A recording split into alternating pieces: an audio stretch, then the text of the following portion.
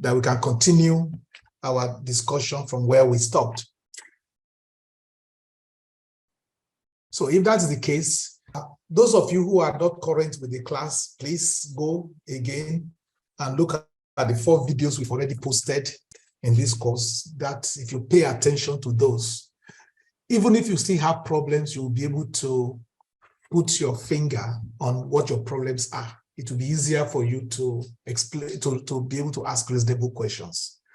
It is no use coming to tell me you don't understand anything. If you don't understand anything, all I'm going to tell you is sorry. But if you tell me you don't understand something specific, I will try my best to respond to that and explain that specific thing to you. I am thinking that if you go through the work we have done already in the 4 slides already posted, you should be able to follow today's class. But it's going to get harder as we go on. So if you keep delaying, then it will be getting harder for you. So it's better for you to not delay and to make sure that you can understand things as quickly as possible. Today, we are going to talk about the properties of tensors.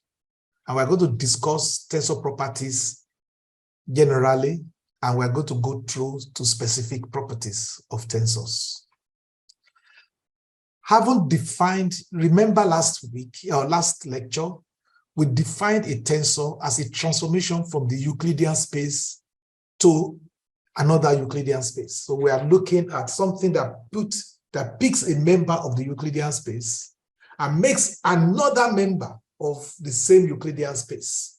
So a tensor transforms from a Euclidean space onto itself.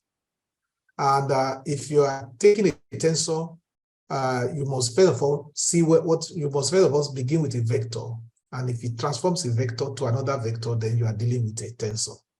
And that transformation is linear. It's a linear transformation. We spend a significant amount of time explaining what we mean by linear transformation last lecture. The linear transformation from one vector space to another. So we are now in a position to take a look at properties of tensors. Before I go into these specific properties, notice that there was a time in order to explain to you the meaning of linear transformation, the meaning of transformation from vector to vector, we introduced 7 specific concrete tensors. These are the annihilator, the identity, the spherical, the vector cross, the coordinate transformation, the projection, and the dyad. I don't know whether, I think those are the tensors we introduced. We introduced those tensors. The purpose of introducing those tensors is not to tell you that those are all the tensors that exist. No, they are by no means the tensors that exist.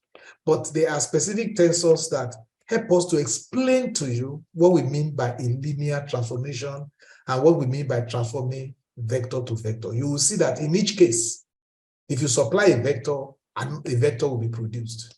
And in each case, that transformation will be linear. So we were able to use those ones.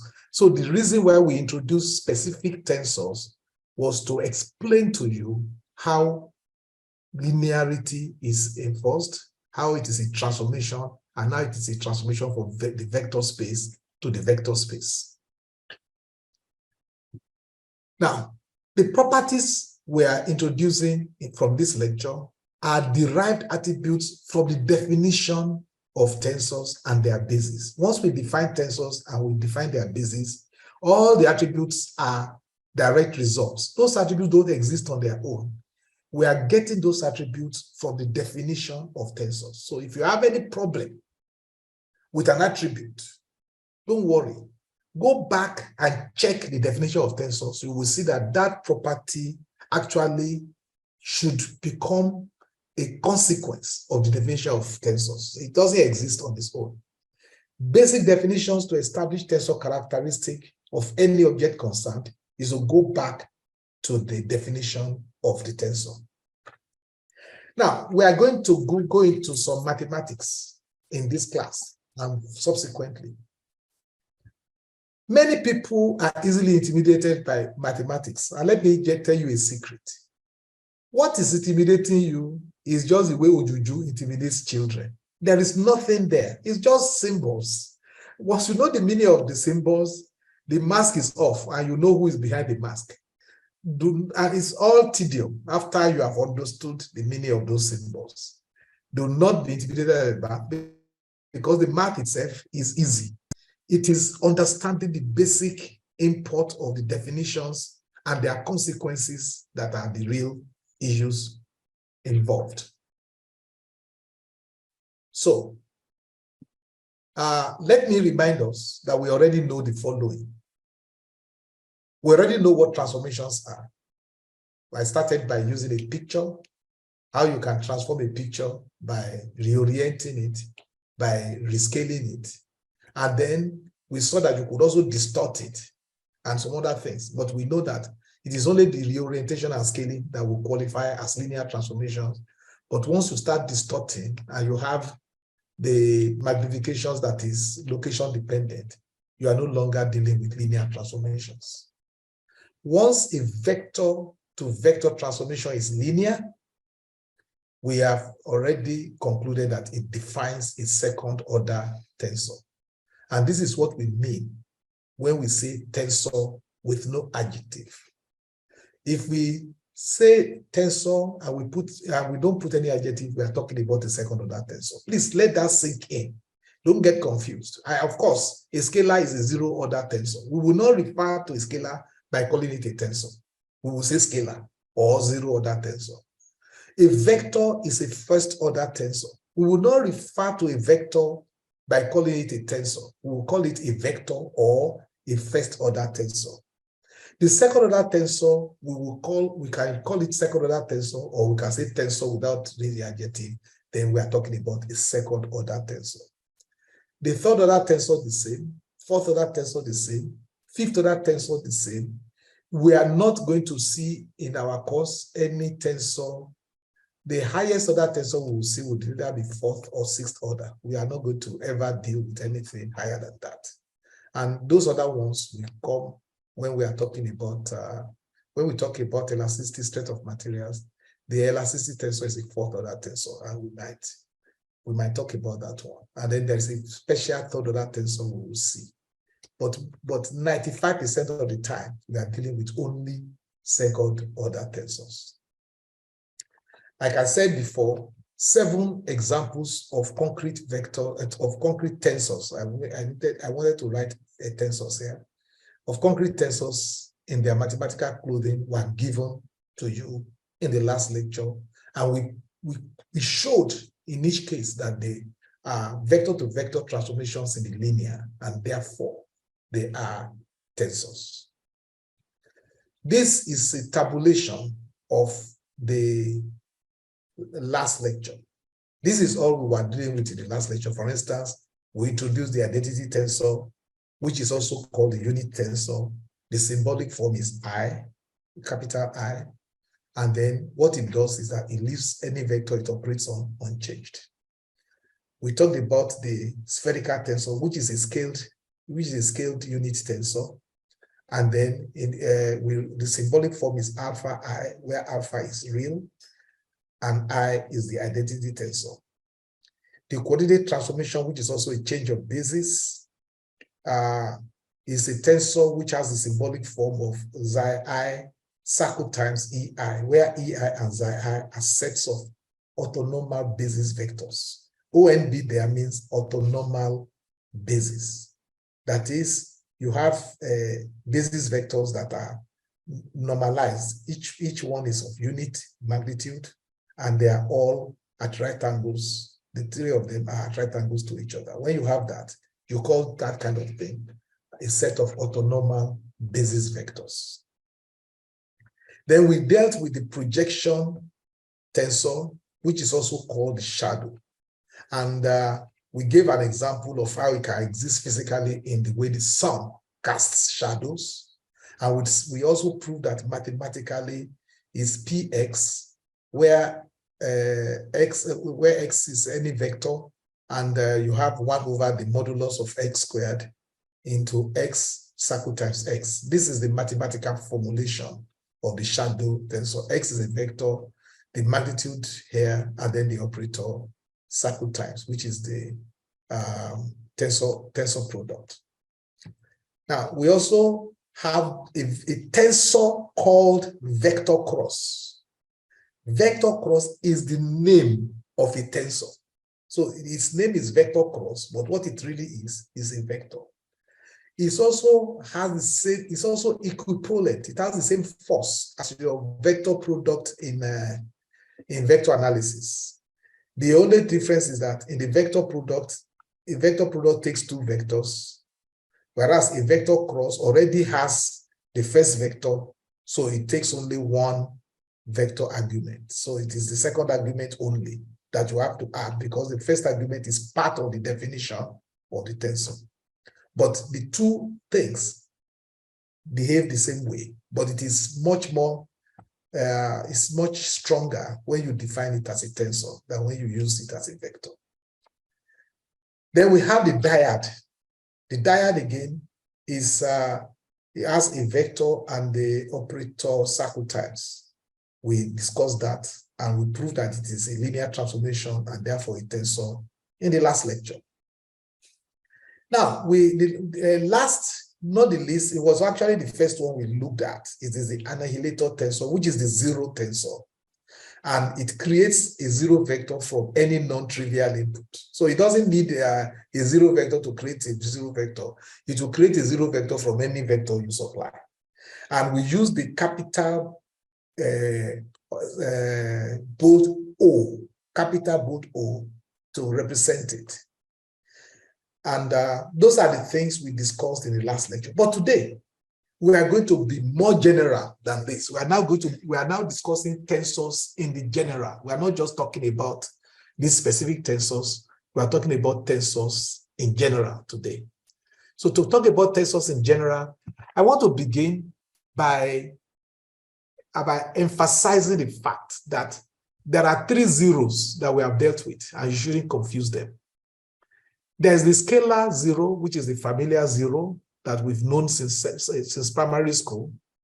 Odo, Olodo, Rabata, all that one. That is the scalar zero. We know that very well, especially if you have been scoring zero in some of your courses, so you are familiar with it. So you know what the zero is. That is the scalar zero. We usually use the ordinary zero on the keyboard to represent that. There is the vector zero. The vector zero, we use the alphabet O in small case to represent it.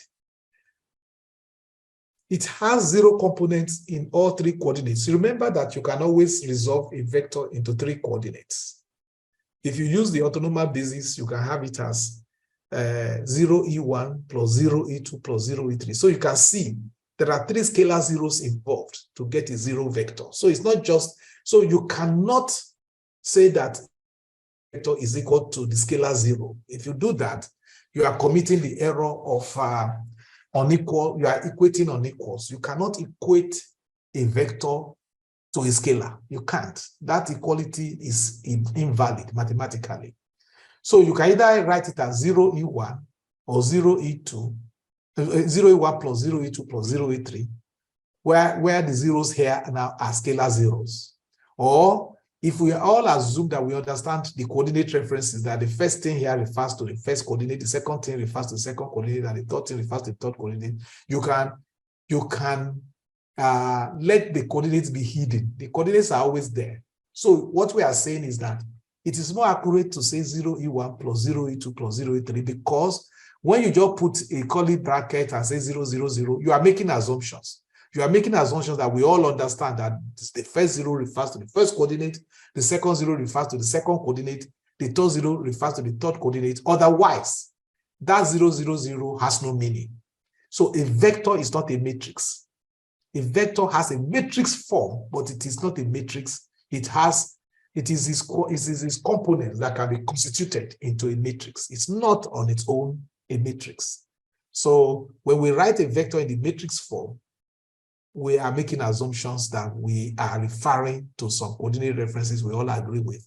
That the first component refers to the first coordinate, the second component refers to the second coordinate, and so on. Because if you change the order, you are talking about a different vector entirely.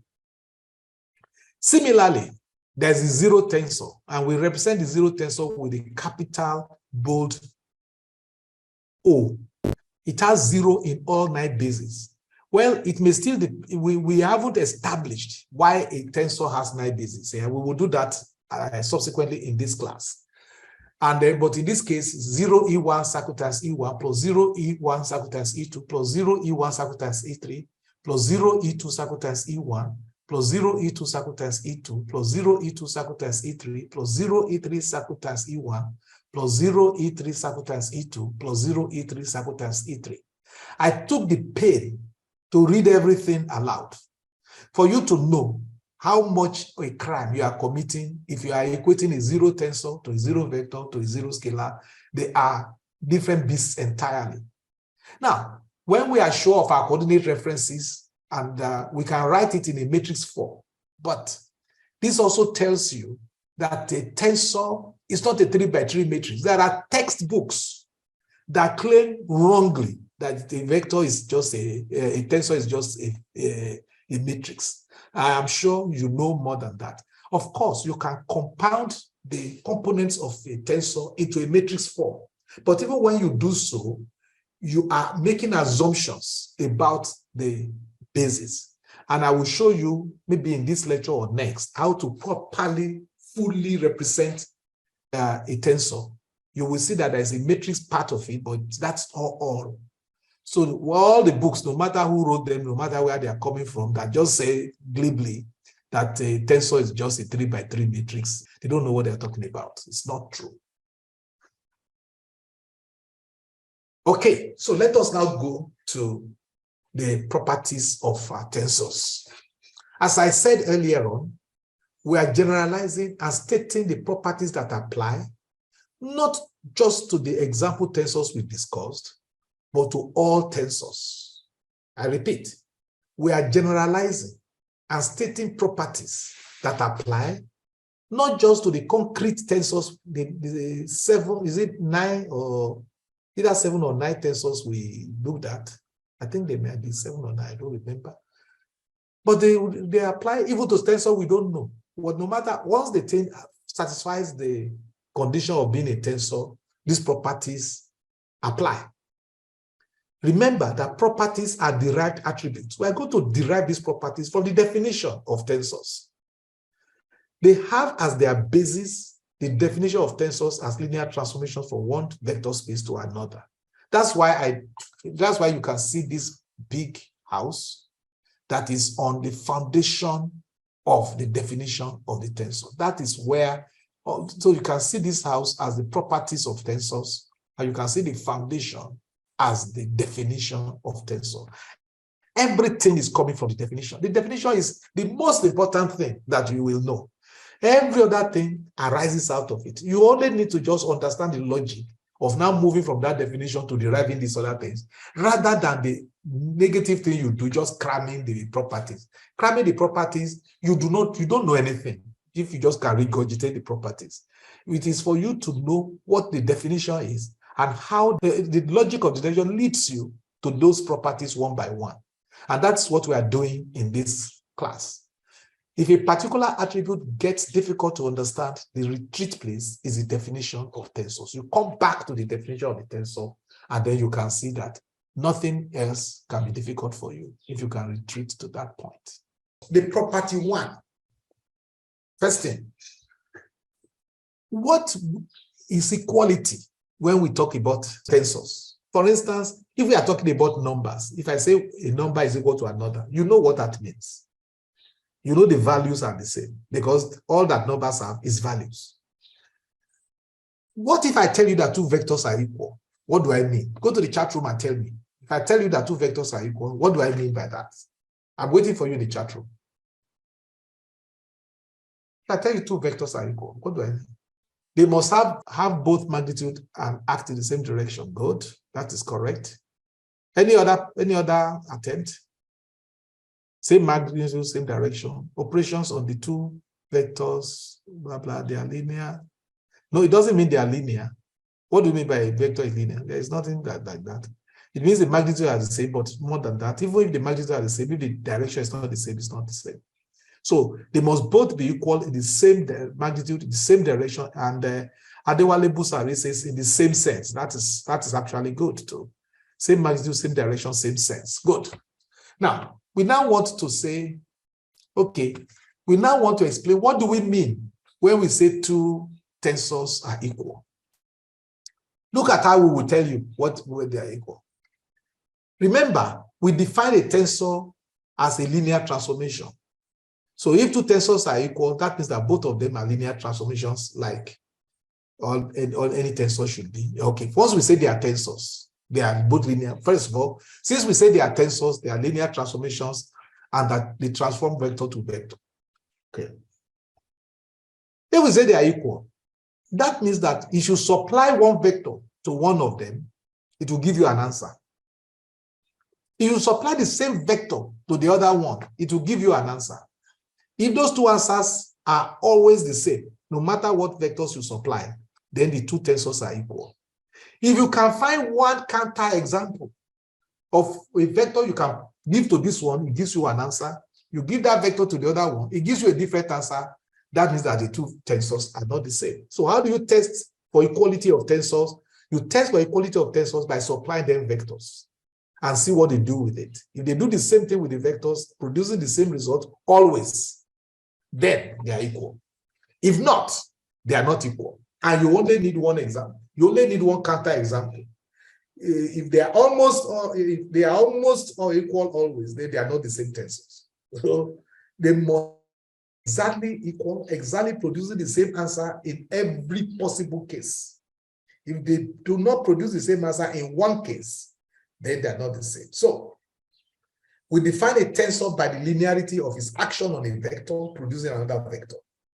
Two tensors are equal if, in transforming the same vector, they produce equal results. So that is the mathematical statement in the blue there, in the blue background. If you can find a counter example in the way they transform vectors, then they are not equal. So that is what defines equality. Equality is defined by they are performing the same transformation of the same vectors, giving the same results. That is how you know that two vectors are equal. So that's the first property we have discussed now, is the property of equality. The next thing we want to look at is multiplication by a scalar. A set of tensors can easily be shown to satisfy the 3+1 axioms of the Euclidean vector space, which we discussed in chapter 4, week 4. So if you go back to the week 4 of these slides, you will see there. So a tensor belongs to a Euclidean vector space in its own right, defining because it defines addition, it defines multiplication by a scalar, it defines zero element, and in addition, the identity and consequences, and consequently the inverse, as well as the scalar product, as we shall see. As an extension of equality, we can define the scalar multiple. We can define the multiplication by a scalar as follows. We can say that alpha times S operating on U is the same thing as S operating on alpha U, which is good. If it gives you the same result as another tensor T operating on U, then we say T is equal to alpha S. That is, this tensor T is the scalar multiple of S. If alpha S produces the same transformation on a vector as T does. So if you multiply, so if alpha S produces the same transformation on a vector as T does, then we say T is equal to alpha S. So T is the same thing as the tensor S multiplied by the scalar alpha. So that is what it means. It's the tensor S multiplied by the scalar alpha. Question here. Go to the chat room and answer me here. If you multiply an identity tensor by a scalar, what do you get? Chat room, everybody, chat room. If you multiply an identity tensor by a scalar, what do you get?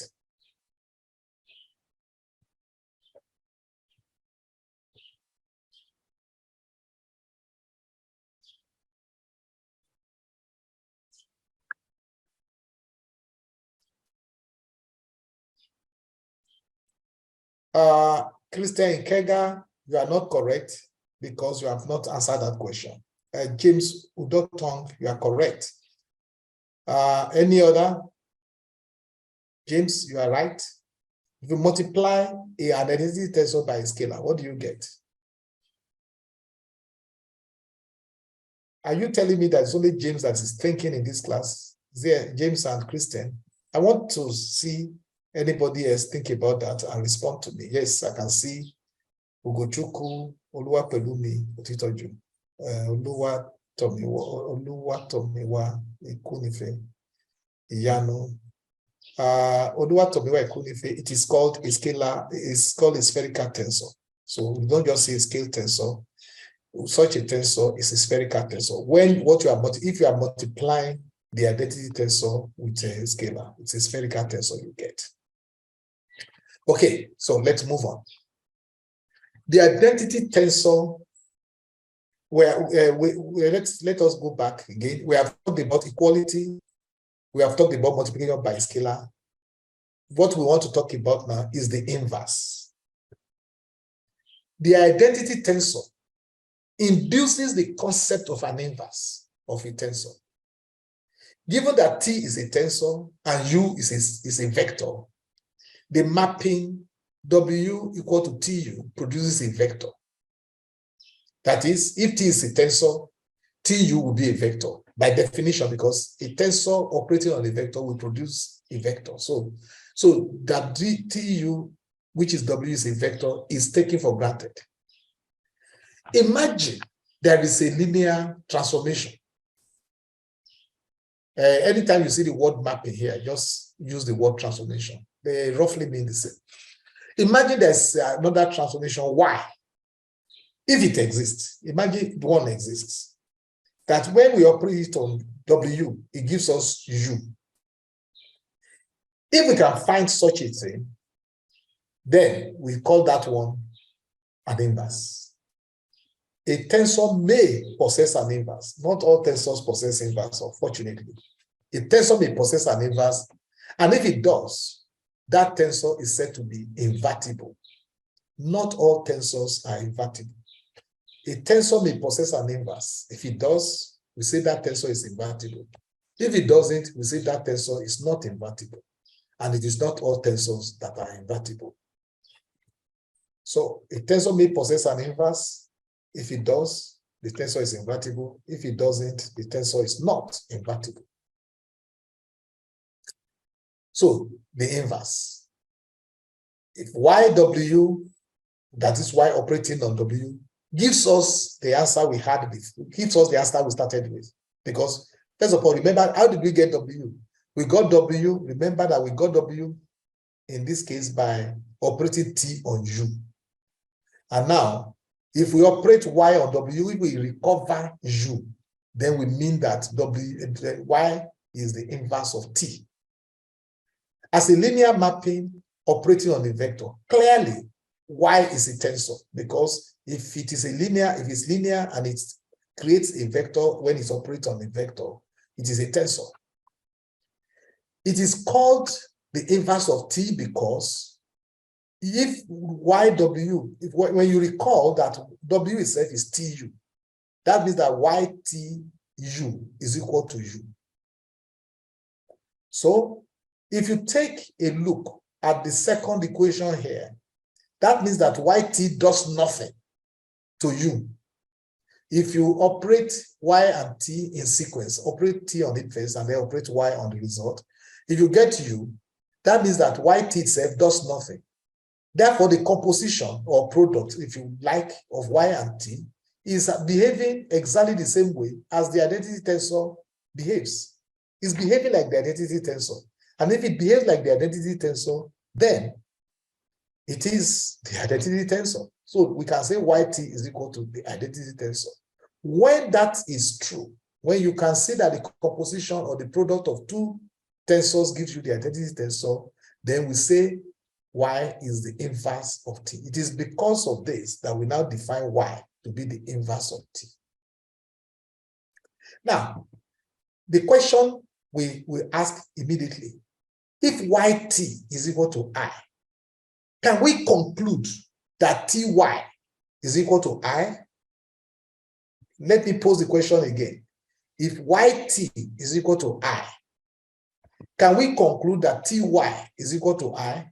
From your matrices, if you can tentatively treat our tensor as a matrix, you know that if you invert a product of matrices, you don't get a result necessarily. And the result is not, if you multiply a matrix A times B, it's not the same thing as B times A. But we are asking, if yt is equal to I, will ty be equal to I? The answer is yes, and we are going to prove it in the next slide. We are going to prove that if yt is equal to I, then ty is also equal to I. So here's the proof. We now show that this relationship also implies that ty is equal to I.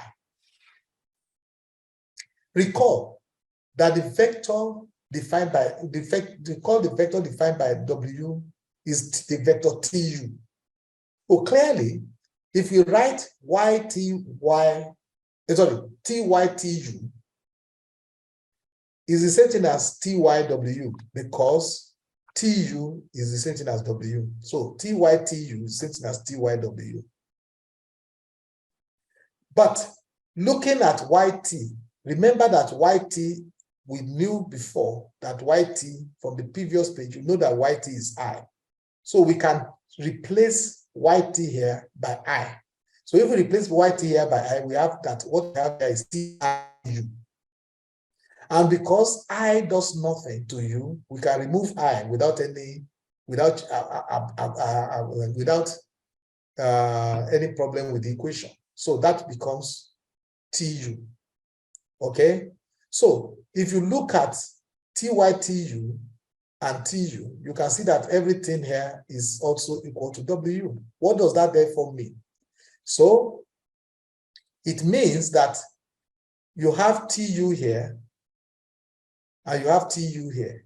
So you can see that, or you have w here, you have w here. So if tyw gives you w, tyw gives you w, that means that ty itself is identity. That means that ty is equal to I. So before we knew that yt is equal to I, here we have proved that ty also will be equal to I.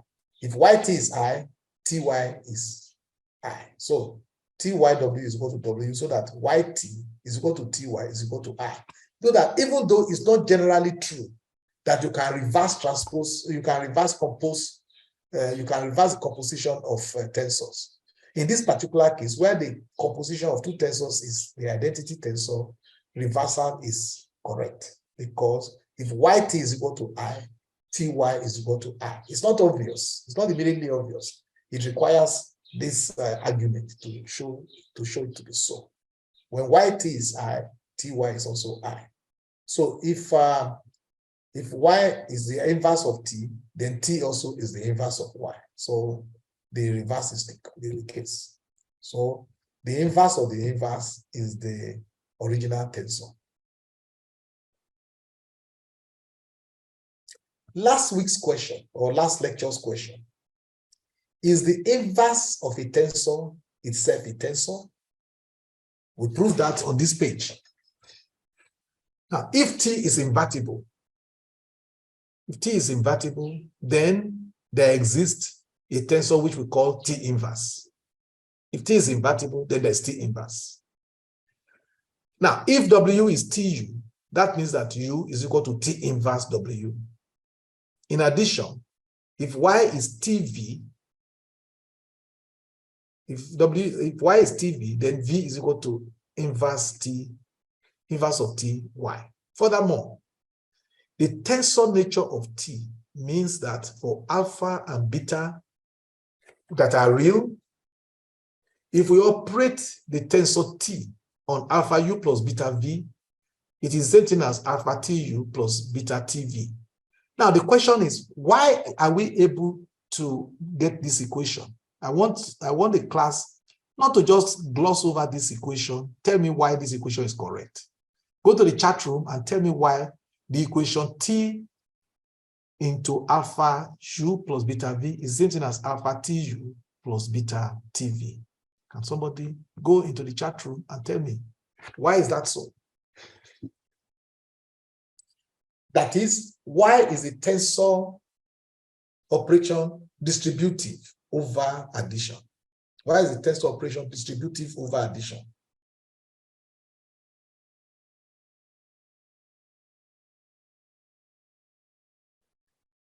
I've got one answer. Can I see more answers?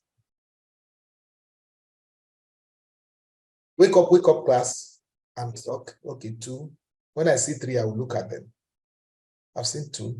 Wake up, class. Tell me why is the tensor operation distributive over addition? There must be more than 2 people thinking in this class. Okay, yes, I've seen 3. So let's see. The distributive property of that tensor. I'm saying, why is it? Why is the distributive property? Why is it? Why does it have the distributive property? Because of its linear property. That is one of the properties of the tensor. Yes, James Udotong and Adewale Busari, you are both right. Ugochukwu, you are just patting the cake. You are not telling me anything.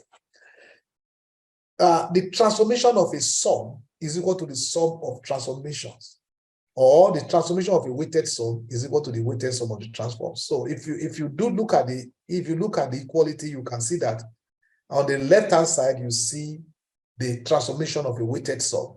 And on the right-hand side, you see the weighted sum of the transformations. That is one of the properties of any tensor. It must be that the transformation of a weighted sum is equal to the weighted sum with the same weights of the transformation. So that is that. And if we are accepted that W is TU and Y is TV, so we can change TU to W and we can change TV to Y. So T into alpha U plus beta V is equal to alpha W plus beta Y. Therefore, if you apply the inverse transform to this equation, you have it here now that T inverse T into alpha U plus beta V, which is just applying the, so you must do the same thing to the right-hand side. If you do the same to the right-hand side, it's simply T inverse into alpha W plus beta Y. And because T inverse T must give you the identity, that means that nothing is done to this weighted sum. It is still the same thing as T inverse of alpha W plus beta Y. But because T inverse itself is a tensor, and the tensor transformation of a weighted sum is also the same thing as the weighted sum of the tensor transform. So this is true. Because of that, you can see that alpha TU plus beta, alpha U plus beta V is the same thing as alpha T, is the same thing as alpha TU. There's an error here, and that error is so serious that I must correct it immediately. So it's the same thing as alpha TU. It's a very grievous error plus beta TV. Okay. It's alpha TU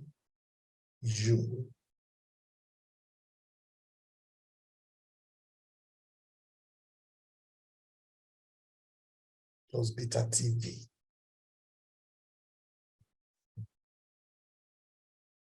Okay, so back again to the okay, so I've corrected the error there. That error is grievous, so it has to go. So you can see that if you look at the first thing on this line and the last thing on the line, you can see that it shows that here that the inverse of a tensor also obeys the linearity stuff. That is, if you transform a weighted sum, you get the weighted sum of the transforms, which is the fundamental linearity property of something that transforms a vector to a vector. So is the inverse a tensor? Yes, the inverse is a tensor because it transforms vectors linearly from vector to vector. It's a tensor. Okay, the next thing we're going to do is very important. When we talk about vectors, since you were in secondary school and you were introduced to vectors, you found it very easy to work in the component form. Even though you know that the vector is defined by its magnitude and direction, you also found it convenient to work in component form. So you can work in component form. So now, because of that, we want to introduce the component form of tensors. Tensors, just like vectors, can be expressed in component form with the system of coordinates created with the basis vectors. Using the orthonormal basis for a typical tensor, we can write that T is equal to Tij EI circle times EJ. So class, I want to ask a question now. The question I want to ask you is how many terms are on the right-hand side of this equation? How many terms are on the right-hand side of this equation, taking into consideration the summation convention? How many terms do we have on the right-hand side of this equation? How many terms do we have on the right-hand side of the equation? I can see one answer, two answer, 3, 4. Okay, let me go and check now. 5. There are 9 terms, 9 terms, 9 terms. Why is nobody telling me there are 3 terms? So everybody in this class is so smart. Good, good, good. You are too good. So everybody knows there are 9 terms here.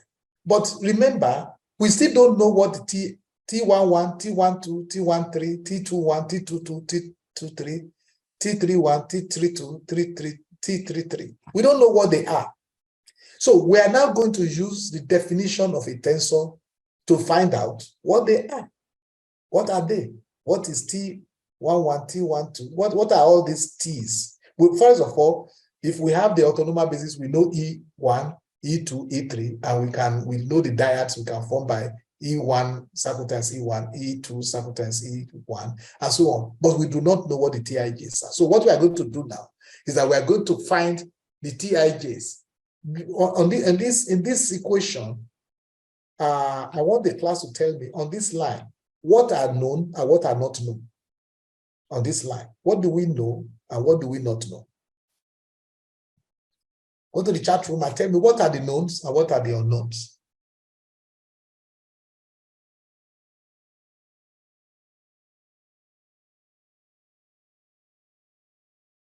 So what are the knowns and what are the unknowns?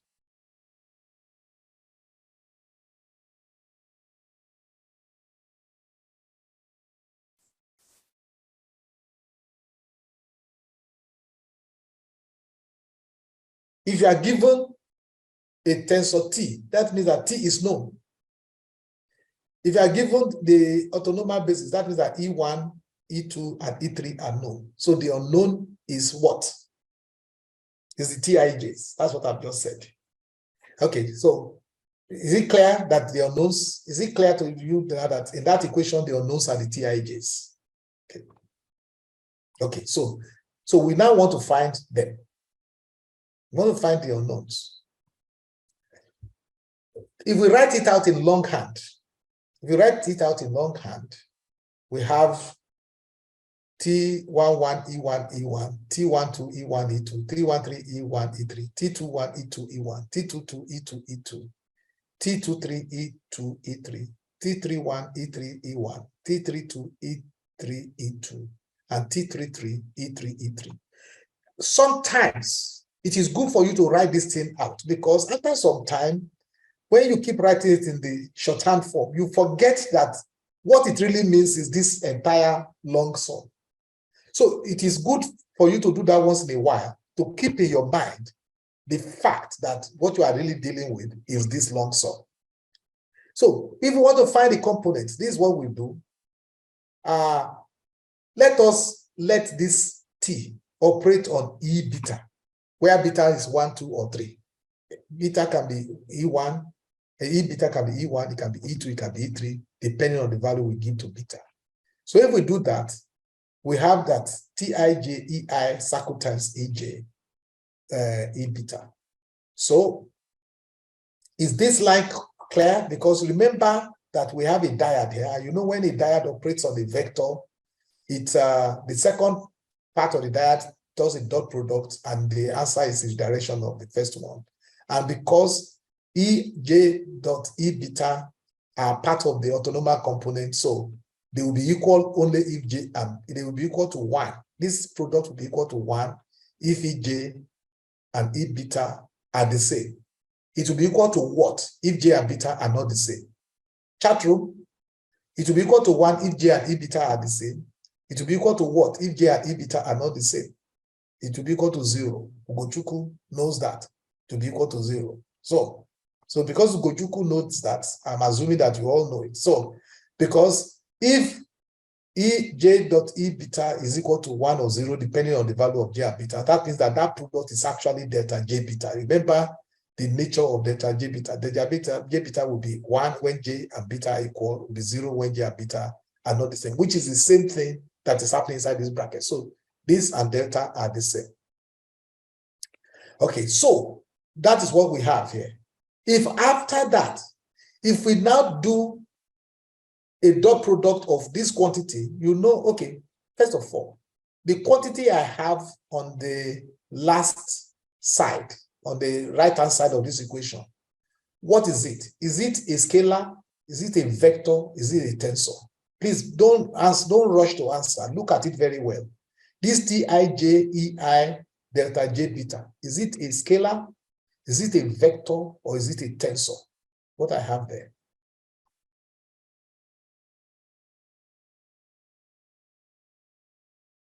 Okay, Adewale Busari said it's a scalar.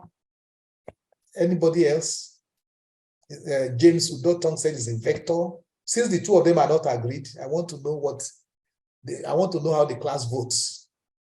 Ajibola says it's a vector. I've never heard of that before.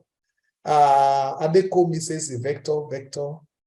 Ajibola is saying Ajibola doesn't want us to redefine vector. I thought it was something nice. Okay, but he says he wants to say vector. Okay, we'll choose a vector now. It's a vector. Okay, so you agree. Everybody agrees that what we have here is a vector. So it makes sense if we now want to take a dot product of it with this vector.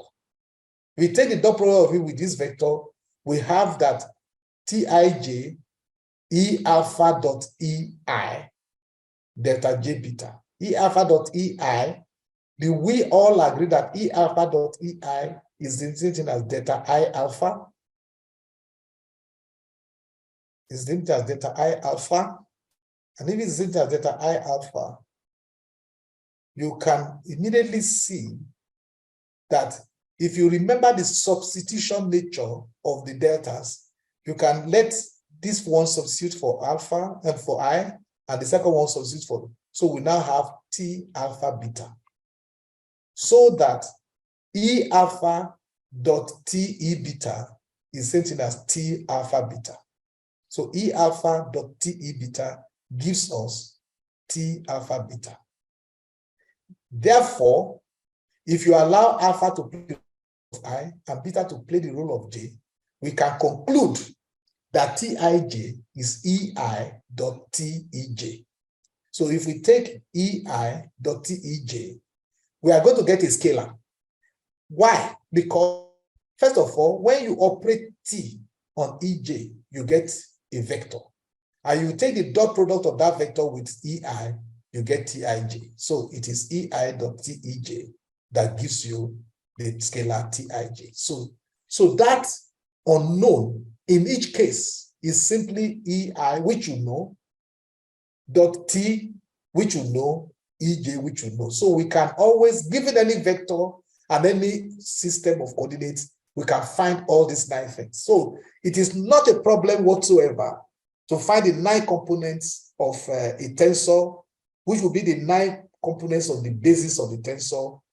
Once you give me an autonomous basis, I can form the 9 base vectors and I can collect the individual components. So it is always easy to start from a vector.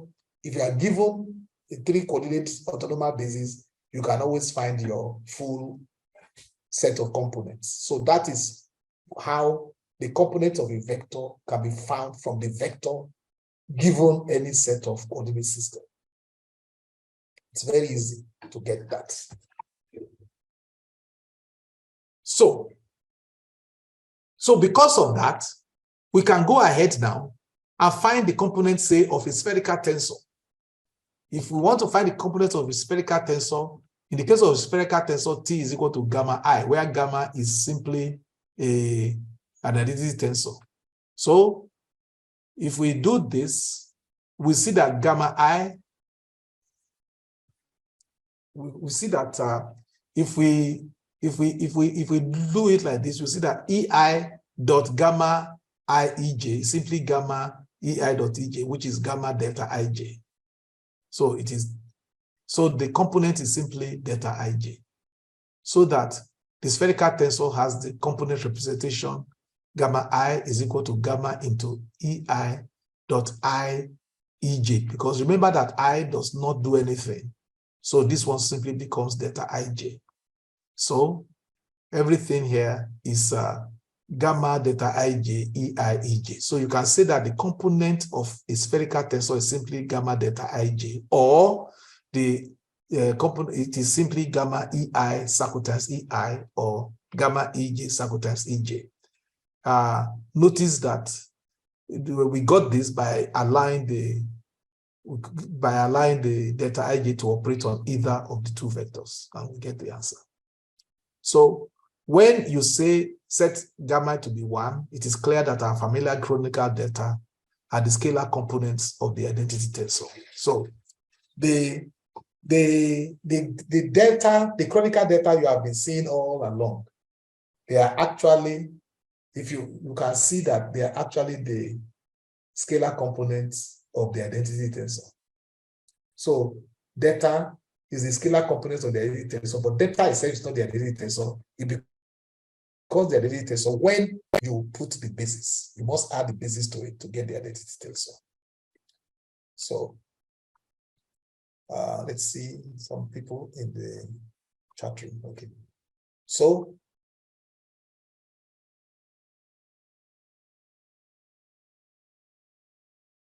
the